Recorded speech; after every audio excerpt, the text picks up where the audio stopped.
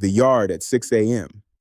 People ask me what prison really teaches you. They expect something poetic. They want me to say it taught me patience or humility or the value of freedom. And it did teach me those things, eventually. But the first thing it taught me was simpler and uglier than that. It taught me how to survive a moment, one specific moment. And once you've survived that, everything else is just living. I was maybe 4 months into my sentence, still soft in every way that mattered. Soft enough that I hadn't learned yet how to walk into a room and read it before the room read me. I was in the yard at 6 a.m., early rec, before most of the population was even up. I liked that hour because it was quiet. I told myself I liked the quiet. The truth is I liked it because there were fewer people who could hurt me. There was an older man who ran a corner of that yard. I won't use his name. Some names don't belong in stories. They belong buried.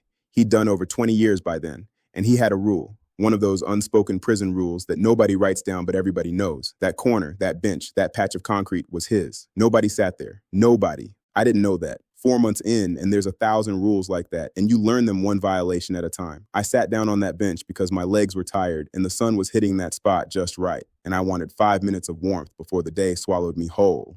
He came over, didn't say a word at first, just stood in front of me, close enough that I could smell the prison soap on him, that cheap soap they all use. And he looked at me the way you look at something you're deciding whether to step on. You know whose seat that is? I said no. I said it honest, because it was true. And because lying to a man like that is its own kind of death sentence. He didn't move, didn't raise his voice. He just stood there, and I understood in my body before I understood it in my mind that this was the moment, not a fight, worse than a fight. This was the moment where my whole sentence would either start one way or another, where I'd either be a man who could be moved off a bench by a stair, or I'd be something else. And in prison, what you are in your first year is what you are for the rest of your time. They don't forget. They don't give second, first impressions. I want to tell you, I had some wisdom in me, some inherited strength from my grandfather, some ancestral steel. I didn't. What I had was fear, sitting right next to a stubbornness I didn't know I owned yet. And somehow, in that silence, I made a choice that wasn't really thought out. It was just true to something underneath the fear. I stood up, slow, not fast, like I was afraid. Not slow like I was performing calm I didn't have. Just slow, like a man who's leaving because he chooses to, not because he's told to. And I said, I didn't know it was yours. Now I do. That was it.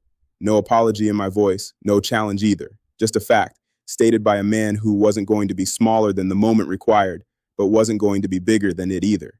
He looked at me a long second. Then he nodded, just once, and walked back to his bench like nothing happened. But something had happened. Word moves through a yard faster than sound should travel. By that afternoon, 3 different men had looked at me different. Not with respect, not yet. Respect you earn over years, not minutes, but with attention, with the understanding that I wasn't going to be the easiest man on the block. That old man and I never became friends.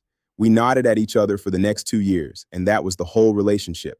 But he taught me something that morning without saying more than 9 words to me. He taught me that survival in there isn't about being the strongest or the loudest or the most feared. It's about being the most yourself in the moment when being yourself costs you something.